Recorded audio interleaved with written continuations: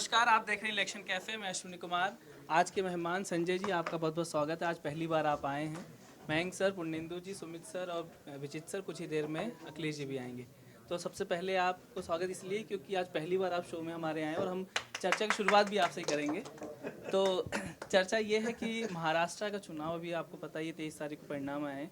Landslide victory हुई है वहाँ पे एनडीए की और खासकर बीजेपी की। अब चर्चा ये है कि मुख्यमंत्री कौन।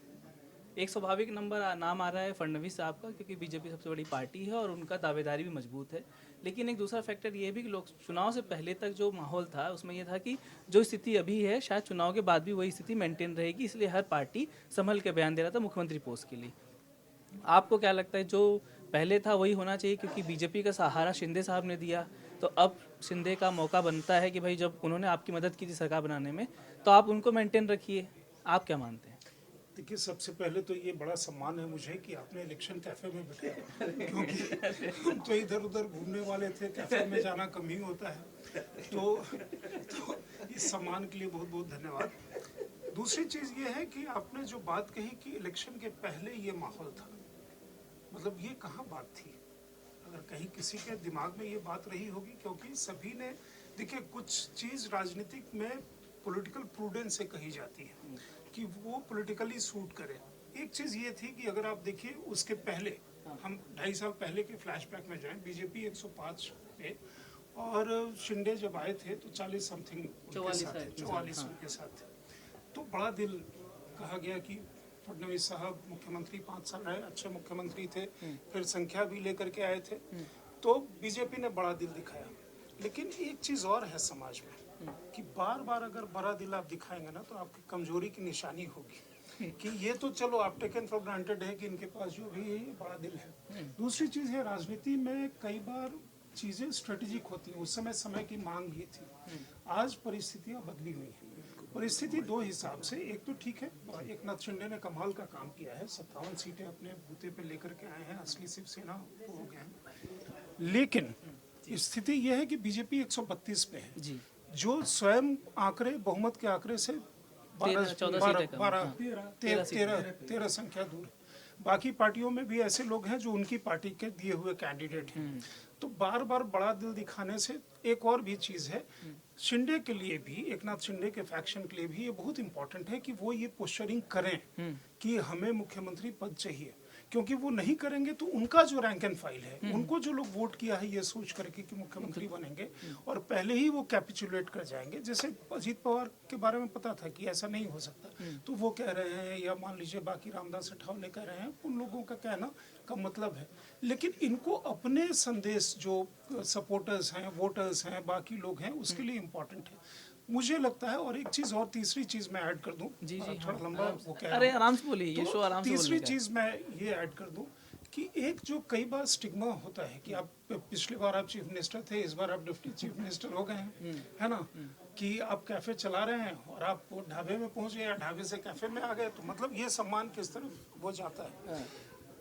देवेंद्र फडणवीस चीफ मिनिस्टर होकर के डिप्टी चीफ मिनिस्टर हुए, तो किसी तरह के स्टिग्मा वाली बात नहीं है। कई अन्य प्रदेशों में भी ऐसा हुआ है कि मुख्यमंत्री होकर के फिर आप मंत्री हुए, बिहार में हुआ, मध्य प्रदेश में हुआ, कई जगह ऐसा हुआ है।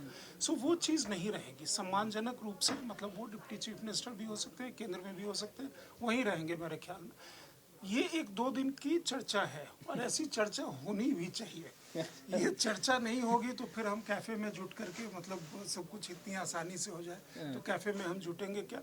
अगर ऐसा नहीं होता है तो बीजेपी के जो सपोर्टर्स हैं, उनका रैंक एंड फाइल जो है, उनके अंदर काफ़ी आक्रोश का भाव था जिस समय उन्होंने शिंदे को सत्ता दे दी थी और स्वयं, मतलब सेकंड फिडल पे आ गए थे।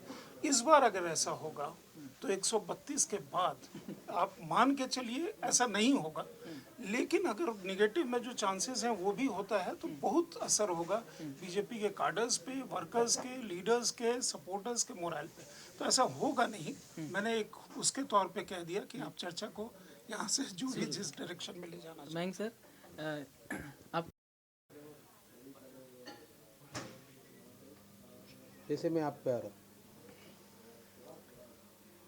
मयंक सर, आप जैसा सर ने कहा, मैं आपसे पूछना ये चाह रहा था कि एक चीज़ जो स्टैटिक थी इस पूरे चुनाव में उसके बाद भी, कि अजीत पवार का डिप्टी चीफ मिनिस्टर बनना तय माना जा रहा है।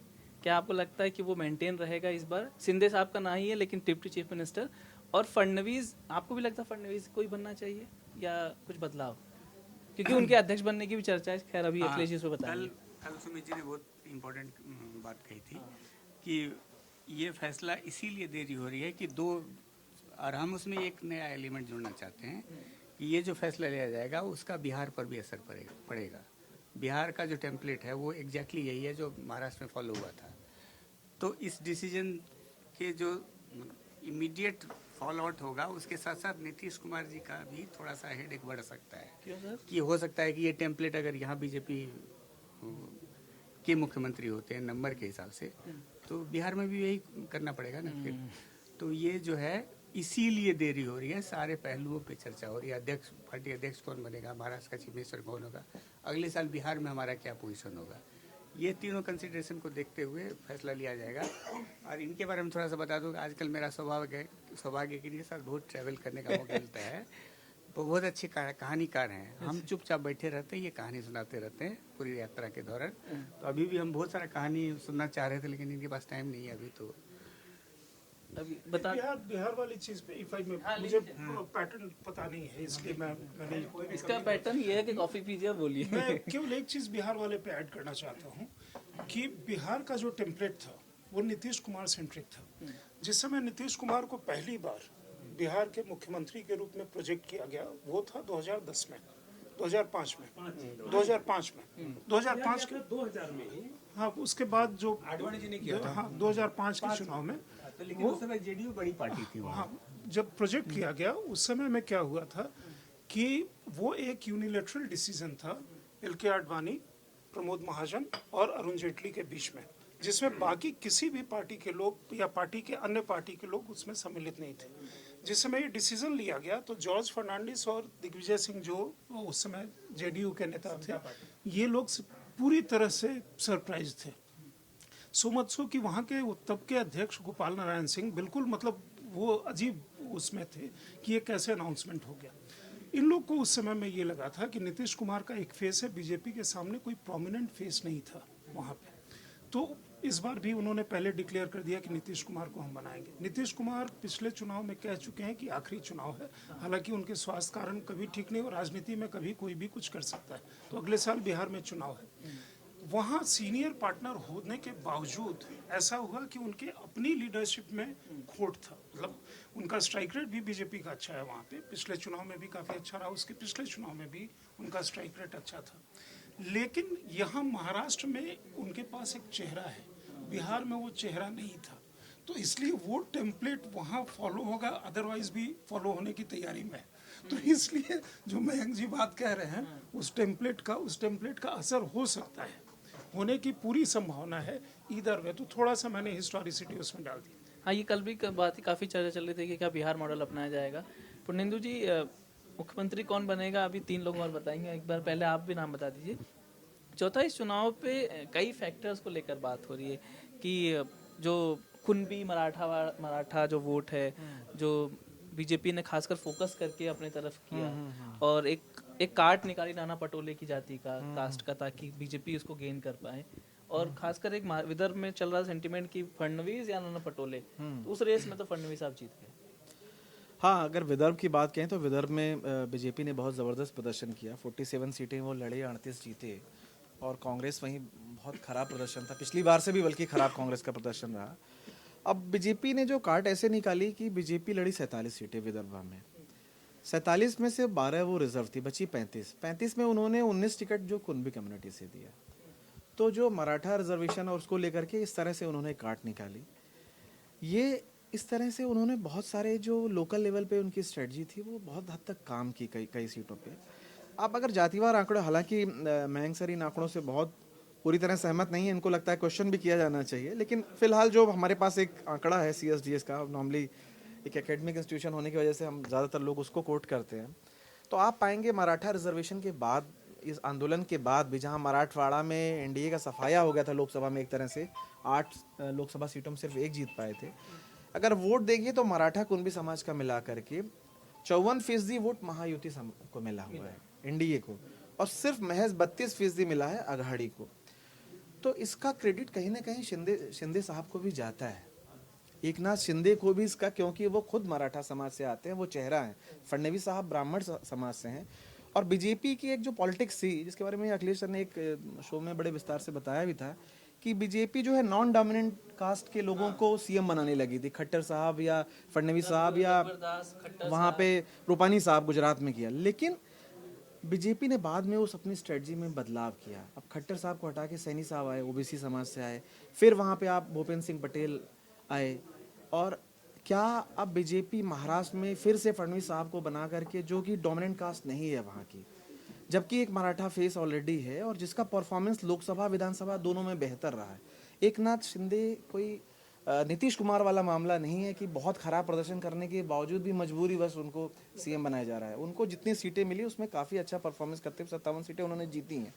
लोकसभा में भी अगर आप स्ट्राइक रेट के हिसाब से देखें तो बीजेपी से अच्छा प्रदर्शन था। उन्होंने दोनों बार साबित किया है कि असली शिवसेना की लड़ाई में वो उद्धव पे 20 रहे हैं, तो वो कमज़ोर नहीं है।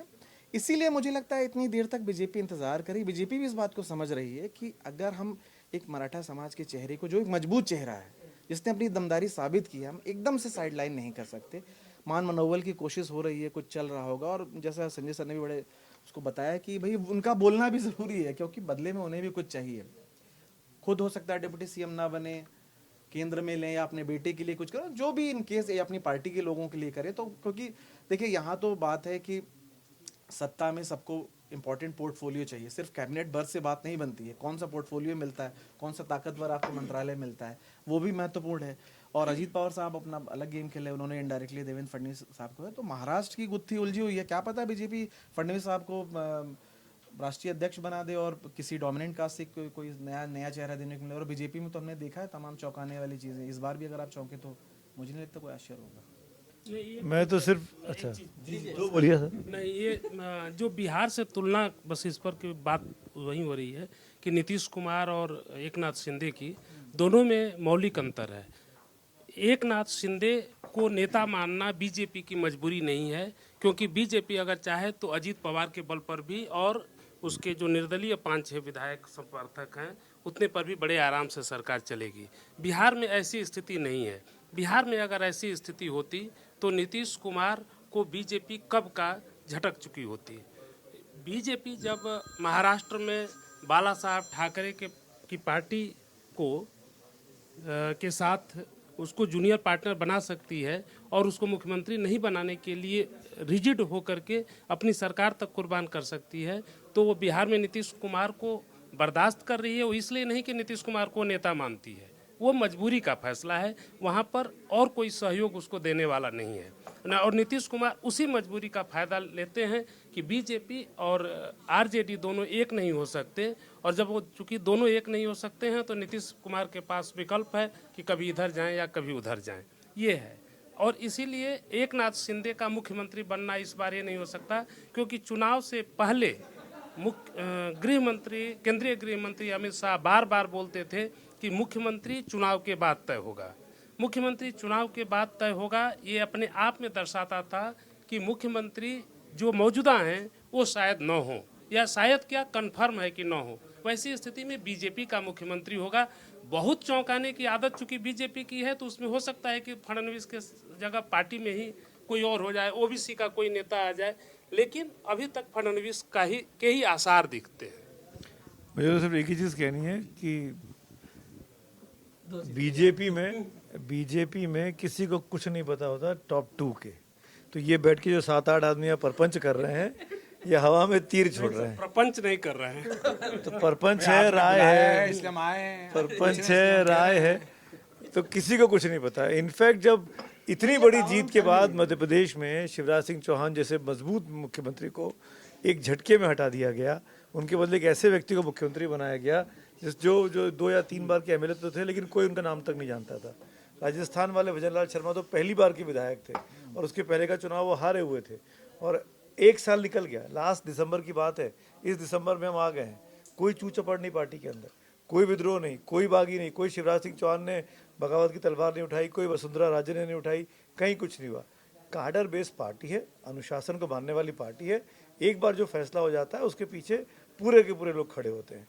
एक आध बार जिन्होंने हिम्मत दिखाई बगावत करने की उनका क्या हश्र हुआ, इतिहास उसका गवाह है। कल्याण सिंह का नाम ले लेता हूँ, उमा भारती जी का नाम ले लेता हूँ। ऐसे में जो आप कितने बड़े नेता क्यों ना हो, लेकिन आप संस्थान से, पार्टी से बड़े नहीं हो सकते। तो देवेंद्र फडणवीस को बनाएंगे। हम सब जानते हैं कि देवेंद्र फडणवीस का कद इस चुनावों से बहुत बड़ा हो गया है, क्योंकि 6 महीने पहले चुनाव हारे थे, इस्तीफे की पेशकश की थी, डिप्टी सीएम बहुत मान मनोबल के बाद बने थे, और हम लोग इसलिए भी उनका नाम बार बार लेते हैं कि वो 5 साल सक्सेसफुल सीएम रहे। हम सब, मैं परसेप्शन की बात कर रहा हूँ, मैं नंबरों की बात कर ही नहीं रहा हूँ। नंबर मयंक जी बता देंगे कि कितनी उन्होंने विकास कर दिया, कितना उन्होंने वो सब कर दिया, लेकिन परसेप्शन के लेकर देवेंद्र फडणवीस को एक सफल मुख्यमंत्री माना गया।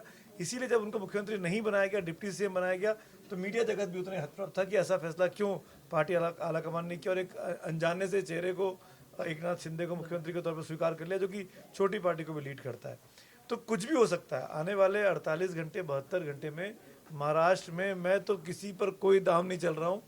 कोई भी नया मुख्यमंत्री बन सकता है, कोई पुराना बन सकता है, कोई ताज़ा बन सकता है, कोई अनुभवी बन सकता है, पर कुछ भी हो सकता है। पर एक चीज़ पर मैं अडिग हूँ कि बीजेपी का पार्टी अध्यक्ष, महाराष्ट्र का मुख्यमंत्री, और अब आपने बिहार उसमें जोड़ दिया, मैं उसमें दिल्ली भी जोड़ देता हूँ, ये सब फैसले जोड़ के होंगे। इन तमाम कॉम्बिनेशंस को ध्यान में रखकर ही फैसला होगा, और इसका आपस में सबका जुड़ाव आप देखिएगा, अपने आप आपको दिखाई देगा। जाति वाला जुड़ाव, कास्ट वाला जुड़ाव क्या है? जाति और कास्ट एक ही चीज हुई, नहीं, धर्म वाला जाति वाला क्या जुड़ाव? दोनों चीज। अब धर्म को बीजेपी मुसलमान तो बनाएगी नहीं, बीजेपी किसी मुसलमान को ना सीएम बनाएगी, ना किसी मुसलमान को नहीं, टिकट भले दे दे, टिकट दिया भी था केरल में उन्होंने, पर ये नहीं हो सकता कि उनको मुख्यमंत्री बना दे या पार्टी का अध्यक्ष बना दे। अगड़ा हो सकता है, पिछड़ा हो सकता है, फॉरवर्ड क्लास का हो सकता है, बैकवर्ड क्लास का हो सकता है। ओबीसी के बीजेपी को, क्योंकि जाति जनगणना की बात बहुत चल रही है, उसको बैलेंस करना है, उसको ध्यान में रखना है। ये ठप्पा लगता है संघ परिवार पर कि अगड़ों का समाज है, अगड़ों का संगठन है, ब्राह्मणों का संगठन है, इसी तरह के लोग यहाँ पूछे जाते हैं। तो इसीलिए ये तमाम कॉम्बिनेशंस को ध्यान में रखा जाएगा। और ऐसे में देवेंद्र फडणवीस जो इतने मजबूत जीत के बाद भी, मैं ये इतना कह सकता हूँ कि वो कमज़ोर नहीं है। उनके दोनों हाथ में लड्डू है आज की तारीख में। उनका हर्ष 2.5 साल पहले वाला अब नहीं होने वाला है, जो 2.5 साल पहले उनको कहा गया। अब कम से कम मुझे देवेंद्र के बारे में लगता है, फडणवीस साहब के बारे में, कि वैसा अब शायद ना हो। ऐसे मजबूत तो शिवराज सिंह चौहान भी थे।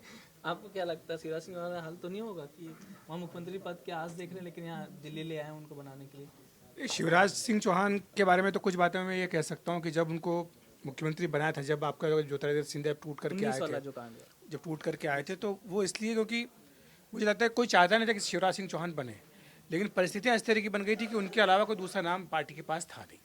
वरना अगर बीजेपी के पास ऑप्शंस होते तो शायद तभी शिवराज सिंह चौहान को दिल्ली ला सकते थे, उनकी जगह किसी और को मुख्यमंत्री बना सकते थे, लेकिन वो परिस्थितियाँ इस तरह की बन गई थी कि उन्हें ही मुख्यमंत्री बनाना पड़ा। और जहाँ तक ये पिछला विधानसभा चुनाव था, इसमें ठीक है कि बीजेपी ने उनके नाम को यह कहा कि उनके नेतृत्व में चुनाव लड़ा, लेकिन मुख्यमंत्री पद को लेकर के कभी ये बात नहीं कही गई कि वही सीएम पद के कैंडिडेट होंगे। जो बात महाराष्ट्र की हो रही है, इसमें 3-4 बातें हैं। पहली बात तो ये है कि जो मैंडेट आया है, उस मैंडेट के हिसाब से मुख्यमंत्री बनेगा। मैंडेट के बाद, मैंडेट क्या है ये समझने के लिए हमें पीएम मोदी का जो भाषण था रिजल्ट वाले दिन, वो सुनना पड़ेगा, जिसमें उन्होंने कही थी कि ये विकासवाद की जीत है। तो ये बीजेपी डेवलपमेंट के एजेंडे को लेकर के चली थी, और ये उसकी जीत है, ये बीजेपी कहना चाह रही है। महाराष्ट्र में अगर आप तमाम जो कैंडिडेट्स हैं उसमें अगर आप बात करेंगे कि विकास के नाम पे किस पे ठप्पा लग सकता है, तो देवेंद्र फडणवीस के नाम पर, क्योंकि 5 साल का जो उनका ट्रैक रिकॉर्ड रहा है, इसलिए सब लोग कह रहे हैं कि फडणवीस ही दोबारा मुख्यमंत्री बन सकते हैं। दूसरी बात यह है कि महाराष्ट्र में जो चुनाव परिणाम आया है, इसके बाद अब महाराष्ट्र में इमीडिएट कोई इलेक्शन अगर है तो वो सिर्फ लोकल बॉडीज़ के, म्यूनिसिपल कॉर्पोरेशन बीएमसी वगैरह के, और 14 बीएमसी के अलावा 13 और म्यूनिसिपल कॉर्पोरेशन के हैं। इसके अलावा अब कोई बड़ा चुनाव नहीं है। लोकसभा का चुनाव 2029 में होना है, विधानसभा का चुनाव भी अब 2029 में होगा, तो 5 साल का पूरा समय है। अब आपको अगर थोड़े बहुत भी समीकरण बैठाना है तो आपको स्थानीय स्तर पर समीकरण बैठाना है। उसके लिए आपको क्या करना होगा कि जो मंत्रिमंडल का गठन होगा, मुख्यमंत्री के साथ साथ मंत्रिमंडल का गठन, वो बहुत आपको सावधानी से करना है। 36 ज़िले हैं, सबकी आपको नुमाइंदगी देनी है। टोटल 43 यहाँ पर मंत्री बन सकते हैं, तो हर ज़िले से कम 1 मंत्री हो। जो ज़िले का प्रभारी हो वो इस तरह का हो कि जो सहयोगी संगठन, दो सहयोगी पार्टियाँ हैं, उनमें और बीजेपी के काडर में कोई टकराव ना हो। इस चुनाव में हमने देखा कि वोट ट्रांसफ़र हुए, बहुत धड़ल्ले से वोट ट्रांसफ़र हुए, इधर से बीजेपी से उधर गए, उधर के वोट इधर आए, तो वो सिलसिला कायम रहे, ये पार्टी की रणनीति होगी।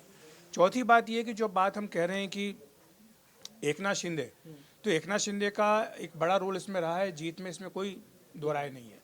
लेकिन आप ये देखिए कि मराठा कार्ड अगर आप चलाने की बात कह भी रहे हो तो मराठा के सबसे बड़ा सिंबल कौन है महाराष्ट्र में? शरद पवार है। शरद पवार अपनी विरासत नहीं बचा पाए, उनकी विरासत पे पूरी तरह अजित पवार ने एक तरह से ले ली, हावी हो गए। एकनाथ शिंदे ने कोशिश की थी, लेकिन मनोज जरांगे पाटिल जो कि एक तरह से पीछे से हवा देते थे पूरे मराठा सेंटीमेंट को, उनके पत्ते पूरे खुल गए, उनकी मुट्ठी खुल गई, मालूम पड़ा कि खाक की है, कुछ है नहीं। बंद थी तो लाख की थी, खुली तो खाक की हो गई। ये मनोज जरांगे पाटिल के साथ हुआ। और जो इस पे हम लोग कई बार चर्चा कर चुके हैं कि बीजेपी ने ओबीसी कार्ड किस तरह से खेला वहाँ पर महाराष्ट्र में, और मराठा के जवाब में ओबीसी कार्ड्स को किस तरह से उन्होंने इस्तेमाल किया। मैं कल बता रहा था पुणेंदु को कि बीजेपी ने अलग अलग ऐसे जो जातियाँ होती, सबकास्ट होती है ओबीसी की, उनके फाइनेंशियल कॉरपोरेशन बनाए, वित्त विकास निगम बनाए, अलग अलग जातियों के, ओबीसी की जातियों के 19 इस तरह के बनाए गए कॉरपोरेशंस। तो ये तरह का बीजेपी ने माइक्रो मैनेजमेंट किया है ओबीसी का। तो ये कहना कि मराठा इससे नाराज हो जाएंगे अगर एकनाथ शिंदे को नहीं बनाएंगे, तो ऐसा नहीं है। सबके वोट बीजेपी को मिले हैं। ये मैंडेट इतना बड़ा आप एक समाज का लेके आप नहीं कर सकते थे, या किसी एक समाज के खिलाफ दूसरे को खड़ा करके आप नहीं ले सकते थे। तो ये सबका मिला है, और इसमें इसीलिए जो भी सीएम कैंडिडेट होंगे उसमें विकास, डेवलपमेंट, ये सबसे बड़ा मुझे लगता है कि मैसेज देने की कोशिश करेंगे। कुल चर्चा के में एक चीज़ से तो डेवलपमेंट के लिए महाराष्ट्र में एक नेता नितिन गडकरी का नाम भी आता है। लेकिन आप जानते हैं गडकरी जी यहाँ पर उनकी मैं कुछ नहीं जानता हूँ। केंद्र में ज़्यादा ज़रूरत है, इसलिए वहाँ पर शायद नहीं हो। और खुद गडकरी से जो हमारी बातचीत होती है गडकरी जी से, वो कई बार उनसे सवाल पूछा भी गया, उन्होंने बोला कि नहीं, अब महाराष्ट्र की राजनीति में नहीं, अब केंद्र की राजनीति में, क्योंकि अब जो बड़ा काम उनको मिला है, जो कर भी रहे हैं रोड का, और उस काम को लेकर उनकी चर्चा भी बहुत होती है, तो वो उसी काम को मुझे लगता है आगे बढ़ाना चाहते हैं। कुल मिला के बातचीत तो यही लग रहा है कि देवेंद्र फडणवीस के नाम की यहाँ पे सहमति दिख रही है, वही आम जनमानस नहीं, हम लोग के कहने से कुछ नहीं होगा, मैं फिर कह रहा हूँ। नहीं हम चाह नहीं रहे, लेकिन आप बातचीत से लग रहा है। आप नहीं, आप लोगों को हम लोग का कहना ये है कि निष्कर्ष के तौर पे कि देवेंद्र फडणवीस के लिए बहुत बड़ी जीत है, वो इस जीत के हीरो अगर कोई है देवेंद्र फडणवीस है, पर इसका मतलब नहीं कि जो हीरो होता है वो मुख्यमंत्री भी नहीं होता है। नहीं, इसमें एक चीज़ बता दूं, पिछली बार एकनाथ शिंदे को क्यों बनाया था? एकनाथ शिंदे को इसलिए बनाया था क्योंकि तब बीजेपी के पास नंबर नहीं थे। बीजेपी के जो विधायक थे 105 थे पिछली बार विधानसभा में, ठीक है। अजित पवार बाद में आए, बहुत बाद में आए, बहुत बाद में आए ना। तब तक तो जो शिवसेना टूट करके आई, तभी तो आपके सरकार बनाने का नंबर आया था। तो वो डील यही हुई होगी कि आप उन्हें मुख्यमंत्री पद की कुर्सी देंगे। यहाँ पर अब स्थिति बदल गई है। अब बीजेपी के अपने जो 132 विधायक जीत करके आए हैं, 4 निर्दलीय और 1 अन्य छोटी पार्टी के, इस तरह से 5 का समर्थन बीजेपी को मिल चुका है। 137 का आंकड़ा बीजेपी के पास पहले ही है। बहुमत के लिए चाहिए 145, तो 8 और चाहिए। तो आप किसी भी चुटकी बजाते हुए आप मैनेज कर सकते हो। अजित पवार पहले ही खुल करके बोल चुके अजित पवार कह चुके हैं कि फडणवीस को सीएम होना चाहिए, ये बीजेपी का सीएम होना चाहिए। एक चीज बताइए, क्या इस बात का कोई चिंतन मनन पार्टी में, बीजेपी में है कि अगर मान लीजिए हमने एकनाथ शिंदे को नहीं बनाया तो ये सब लोग टूट के उस तरफ चले जाएंगे? ये डर तो नहीं है ना, क्योंकि अभी भी 4-5 तो कम है ही नंबर। आप नंबर देखिए ना, जितने एकनाथ शिंदे के नंबर उनसे 3 गुना करीब बीजेपी के पास नंबर है। अगर एकनाथ शिंदे उधर चले भी जाते तो भी वो नंबर नहीं बन पाते। अजीत पवार भी चले गए तो फिर तो ऑब्वियसली फिर तो मतलब आप कह दीजिए कि इलेक्शन नलीफाई हो जाए। नहीं, कोई डर नहीं है, इस तरह कोई डर नहीं है, क्योंकि कोई और पूरी पार्टी टूट जाए फिर तो मतलब हाँ, ये तो बहुत ही नाम बदल के विलय कर लेगी।